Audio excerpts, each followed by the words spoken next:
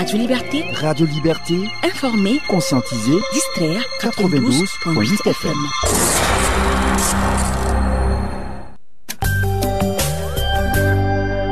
La grande édition du journal, présentation Tanga Thierry Songo. Environ 500 personnes internées suite à l'opération de retrait des personnes en situation de rue. Dans l'un des sites d'hébergement situés à l'arrondissement 4 de Ouagadougou, des difficultés subsistent déjà en dépit des dispositions prises. Cette opération est décriée par le syndicat des travailleurs de l'action sociale qui estime que celle-ci est vouée à l'échec. Plus de précisions dans ce journal. Les fidèles catholiques célèbrent ce 15 août la fête de l'Assomption, une fête qui marque la célébration de la mort suivie de la résurrection et de l'élévation de la Vierge Marie au ciel. Cette fête est marquée cette année par la clôture du jubilé d'or du premier pèlerinage à Yagma. Le directeur de Radio Ave Maria, Abbé Polo Ouedraogo, est notre invité dans cette édition.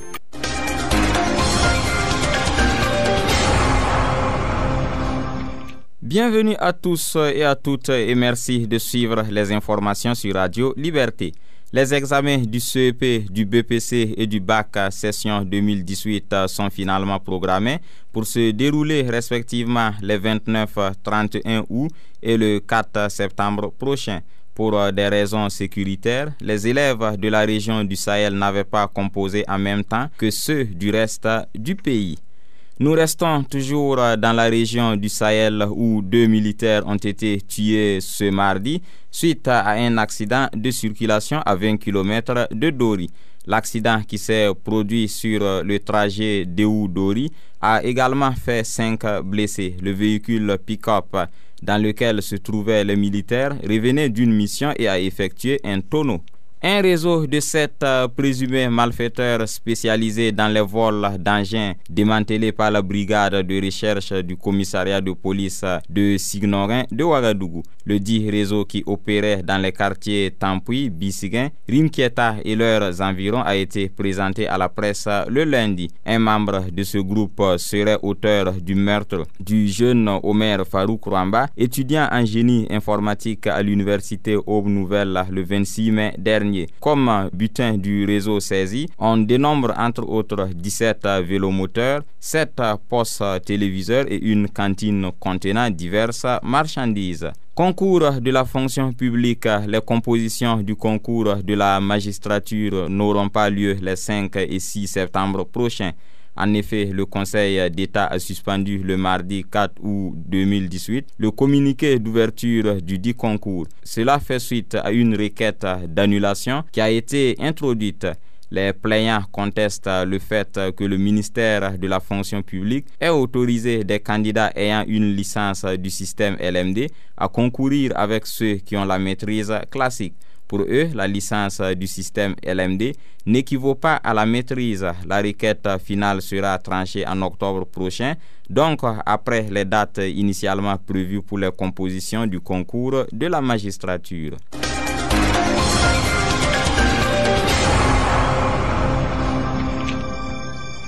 L'opération de retrait des personnes vivant en situation de rue lancée par le ministère en charge de l'action sociale la semaine dernière bat son plein. Ce sont environ 500 personnes qui ont été déjà retirées et placées dans 4 centres d'hébergement. Le centre d'accueil d'urgence de Somgandé est l'un de ces sites, mais réservé uniquement aux enfants de sexe masculin. Idrissa Koumbem s'est rendu dans le dit site ce mercredi pour s'imprégner des conditions d'hébergement. Malgré les dispositions prises, les responsables du site se disent déjà confrontés à de nombreuses difficultés. Suivez plutôt. Mercredi 15 août, à l'enceinte du centre d'accueil d'urgence de Somgandé, une centaine de gamins dont l'âge est compris entre 8 à 15 ans s'offrent à notre vue. Ce sont les enfants issus de l'opération de retrait des personnes vivant en situation de rue. Présent sur les lieux, le directeur du centre Ganam Issaka donne des précisions. Le point qu'on pourra faire, par exemple, la date d'hier, on avait à partir de 15h hier 184 enfants. Et les enfants accueillis jusqu'à 18h40 hier, c'était au nombre de 32. Et nous avons pu tourner en famille 17. Et pour permettre à ces enfants d'être dans des conditions acceptables, des dispositions sont prises.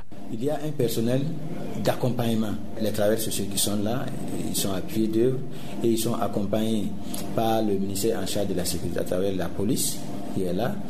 Il y a également les psychologues qui sont là dans leur salle d'écoute. Il y a également le personnel de la santé que le ministère de la Santé a voulu mettre à notre disposition. Tout de même, Ganam Isaka n'occulte pas les difficultés auxquelles le centre fait face. Donc, autre difficulté qu'il faut relever est que notre mur est bas. C'est compte tenu de la situation, en principe, et le mur ne devrait pas poser de problème si un travail était fait avec ces enfants très bien avant leur arrivée au centre. Et il y a aussi les coupures d'eau, puisque nous avons un forage. Il y a également les coupures d'électricité, les délestages, donc c'est partout. Mais c'est pas prudent de regrouper tel nombre d'enfants et il y a l'obscurité. Tout peut arriver. Autre difficulté rencontrée selon le directeur du centre sont les rouages constatées régulièrement entre enfants du fait qu'ils ne sont pas issus du même milieu. Il s'agit d'enfants en situation de rue et qui parle d'enfants en situation de rue parle de bandes. Les enfants évoluent par bande et devant chaque bande il y a un leader et entre ces bandes il y a des bandes rivales. Ces bandes rivales, s'ils se rencontrent souvent ailleurs, c'est de la bagarre. Et on nous amène en même temps ces bandes-là ensemble au centre. Donc, c'est des difficultés dans la gestion. Séance tenante, nous sommes témoins de telles situations.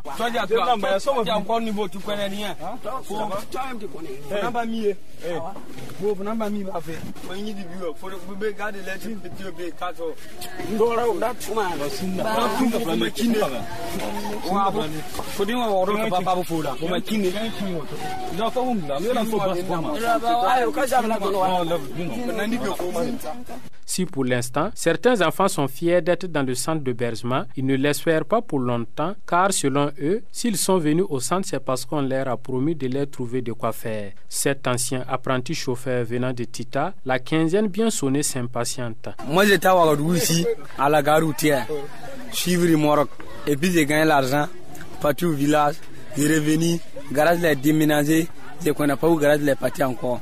C'est à cause de ça. Moi, j'ai mérité à la gare routière, j'ai entré et dormi dehors. Et puis avant, ils ont venu nous prier qu'il y a des travail dans la cour ici, ils vont nous donner du travail. Comme aussi, je veux du travail là, c'est à cause de moi que je suis venu dans la cour ici. Mais on a fait longtemps ici, on n'a rien à faire. Mais on ne peut pas rester ici, on mange, on ne travaille pas. Si tu dimanche, tu ne travailles pas, tu deviens bête, tu ne souffres pas, tu ne sais pas où manger la sola. Mais en attendant, le quotidien de ces enfants se limite à certains jeux comme baby foot.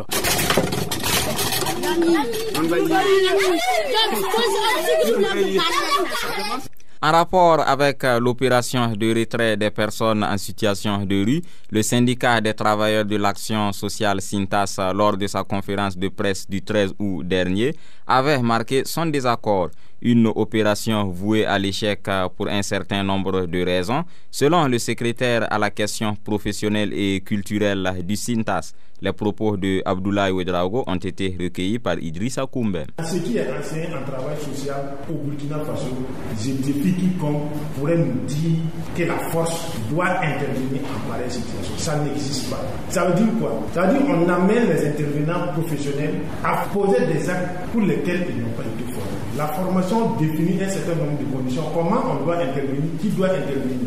On le décide, parce que c'est un engagement présidentiel, de fouler tous ces fondamentaux et de faire comme on veut. Si vous prenez même ces publics-ci, ne serait-ce que même que la catégorie d'enfants qui sont concernés, les enfants en situation de rue, il y a deux groupes. Il y a les enfants dans la rue, ça veut dire ceux qui ont décroché totalement des familles et pour qui la rue là, c'est devenu véritablement leur milieu de vie. Ils font tout là-bas.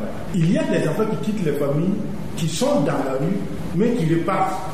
Si on prend ce qu'ils ont défini comme enfants en situation de rue, ça veut dire si vous sortez à l'instant, les jeunes de moins de 18 ans qui sont autour de Roroko, les bandaires ambulants, on va les ramasser. Les petits frères de Garango qui sont là, qui cirent les outils à longueur de journée, on va les ramasser. Et on va mélanger tous ces publics-ci. Nous disons que ce n'est pas comme ça que l'intervention doit se faire. L'intervention doit se faire en fonction du niveau. C'est comme si vous décidez dans un hôpital de mélanger tous les malades. Il y a des maladies peut-être qui sont contagieuses. Donc il faut savoir segmenter, savoir tel type, il a telle pathologie, il a autre pathologie, il va là. Mais si on décide que non, tout est malade, qu'on gère les malades de façon unanime, ça vous dit véritablement, soit on veut assassiner ces gens, soit c'est autre chose qu'on veut.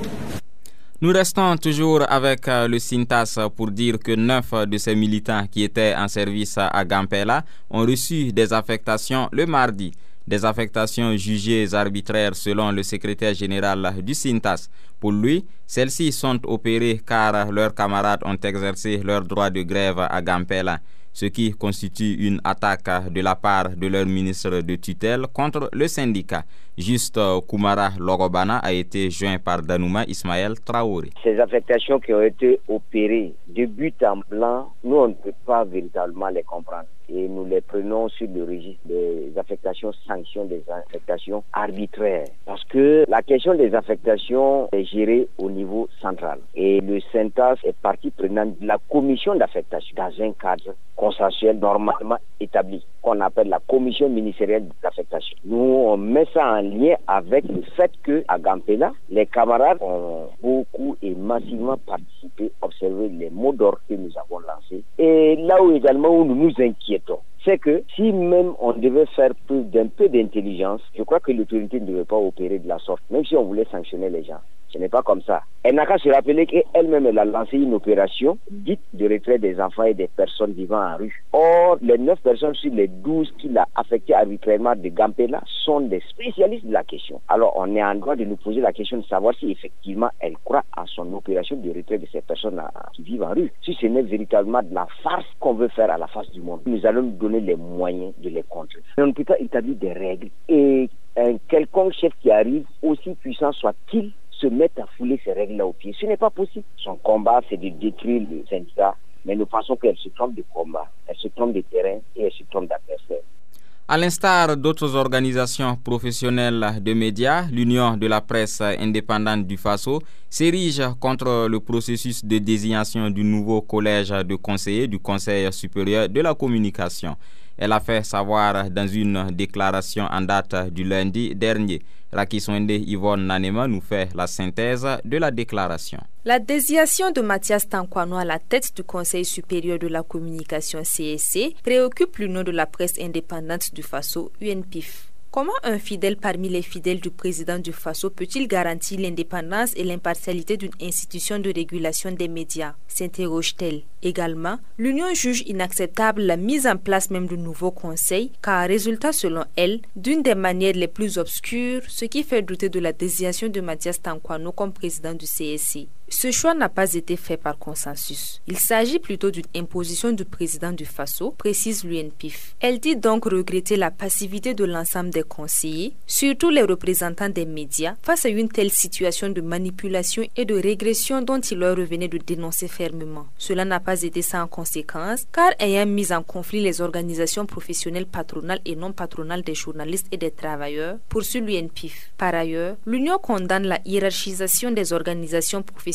faites par le ministre de la Communication au cours d'une de ses sorties médiatiques. À en croire l'UNPIF, ce dernier a tenté d'exclure l'Association des journalistes burkinabés AJB et le syndicat autonome des travailleurs de l'information et de la culture SYNATIC du champ des organisations professionnelles des médias. Une hiérarchisation que l'UNPIF juge erronée et sans aucune base légale. Pour elle, de tels propos consistent à mettre en conflit les structures des médias entre elles et participent d'une stratégie qui n'est autre que celle de diviser pour mieux régner, en droite ligne d'une politique d'arbitraire qui caractérise désormais les rapports du ministère vis-à-vis des médias. Face à une telle situation, l'UNPIF appelle à l'inclusion par l'intégration des bonnes pratiques au bénéfice des intérêts des médias.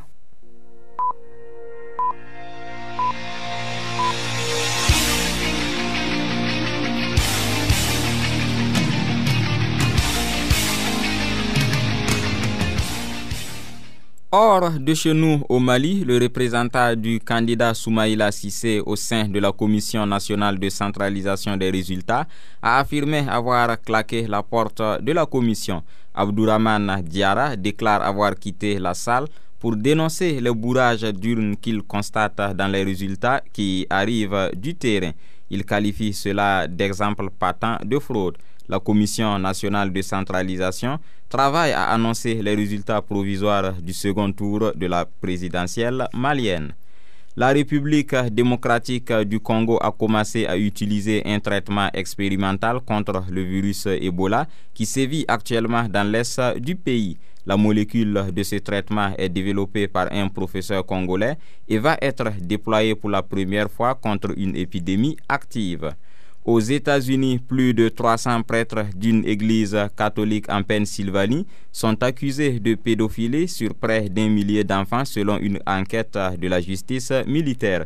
Rendue publique ce mardi, l'enquête révèle que seuls 2 de ces prêtres ont été inculpés pour ces faits qui remontent avant les années 2000. La page invitée. Les fidèles catholiques célèbrent ce 15 août la fête de l'Assomption, une fête qui est marquée cette année par la clôture du jubilé d'or du premier pèlerinage à Yagma. L'Assomption, c'est la célébration de la mort, suivie de la résurrection et de l'élévation de la Vierge Marie au ciel, considérée comme l'image de l'Église glorifiée, selon l'abbé Paul Ouedraogo, directeur de radio Ave Maria. Il est notre invité et nous vous invitons à suivre cet entretien qu'il nous a accordé. Abbé Paul Ouedraogo, bonjour.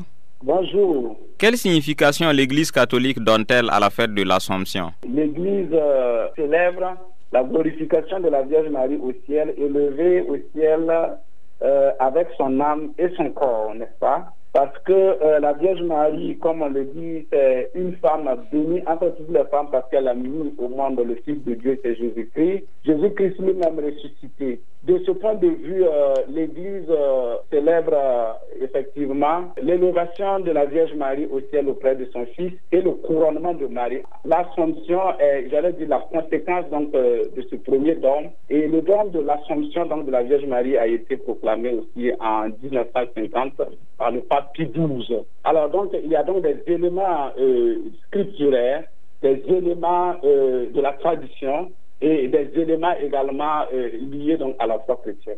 Qu'est-ce qui fait la particularité de cette fête pour les fidèles catholiques? La particularité, c'est que l'Église voit à la Vierge Marie l'image de la future Église. Donc l'Église triomphante, l'Église glorifiée, l'Église qui est sauvée par son Seigneur, parce que l'Église c'est le corps du Christ, et le Christ ressuscité. Donc, en glorifiant la Vierge Marie, les chrétiens y voient donc leur futur donc devenir dans le royaume, dans la félicité. On parle aussi d'ascension. Quelle est la différence entre ces deux fêtes? Effectivement, le mot de l'ascension et l'assomption, c'est presque des homophones. Mais l'assomption, comme vous le savez, j'allais dire, dès le premier moment de l'Église, en Orient, on parlait de la dormition de la Vierge Marie, c'est-à-dire d'une mort en fait paisible.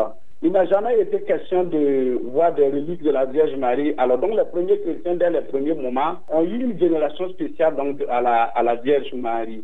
Et donc le mot Assomption qui veut dire donc assumer, donc c'est Dieu en réalité qui élève la Vierge Marie, voyez-vous, et qui l'assume dans son corps et dans son âme, donc qui la prend en totalité en réalité pour la glorifier.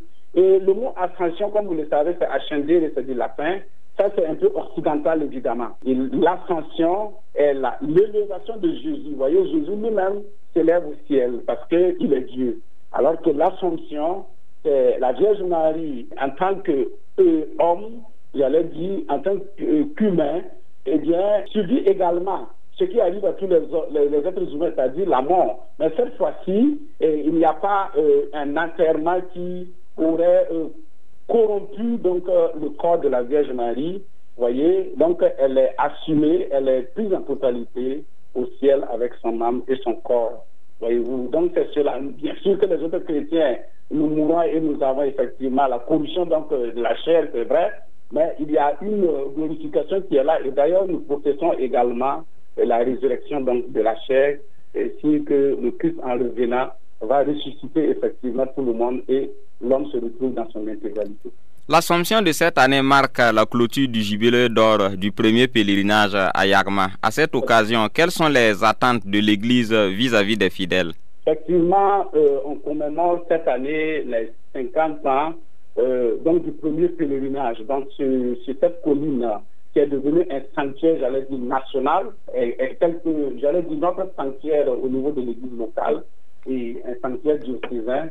eh bien, où nous avons décidé de faire pèlerinage. Vous savez que le pèlerinage dans la vie du chrétien est très important, un peu aussi dans pas mal de religions, où le pèlerinage, c'est quand même un mouvement de l'homme vers Dieu, en réalité. Et ce sanctuaire qui a été trouvé, eh bien, est le lieu où l'Église famille se retrouve pour effectivement rencontrer son Dieu et chanter avec la Vierge Marie, donc les merveilles de Dieu.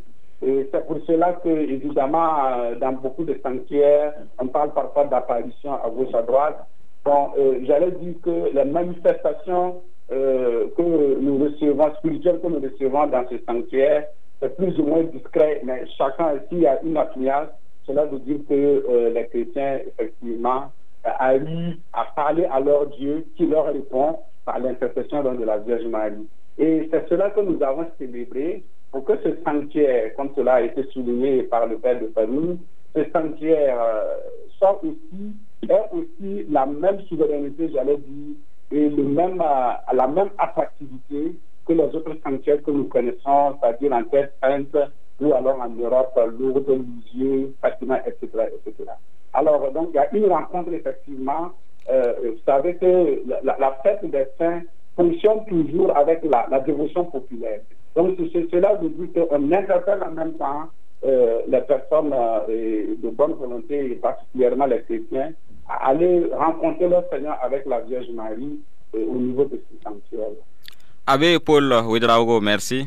Merci. Toute l'équipe de Radio Liberté souhaite une très bonne fête de l'Assomption à tous les fidèles catholiques. Photo sonore.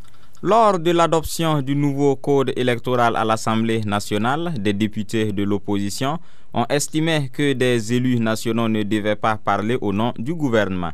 En réaction, un des députés, Ousmane Alpha, a expliqué que les députés de la majorité ont bien le droit de défendre le gouvernement qui est partisan. Il indique également que l'adoption du nouveau code électoral est un acte historique. Nous l'écoutons en photo sonore. Depuis ce matin, nous discutions autour de deux enjeux majeurs. L'enjeu juridique, ça c'est évident, l'enjeu politique. Monsieur le Président, permettez-moi de répondre et de dire que des questions posées au gouvernement. Je vous rappelle qu'un gouvernement est partisan.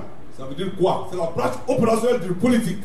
En tant que député de la majorité, je peux répondre si toutefois on pose une question au gouvernement. Ça, il faut noter ça. C'est ça le politique. Comme ils disent, les députés ne peuvent pas répondre. Oui, les députés de l'opposition ne peuvent pas répondre parce qu'ils ne connaissent pas le programme qui a amené ce gouvernement à gérer. C'est ça la vérité. Donc, laissez ça là de côté. Et je dis que nous allons regarder la caméra en face. Nous allons regarder le Burkinabé en face.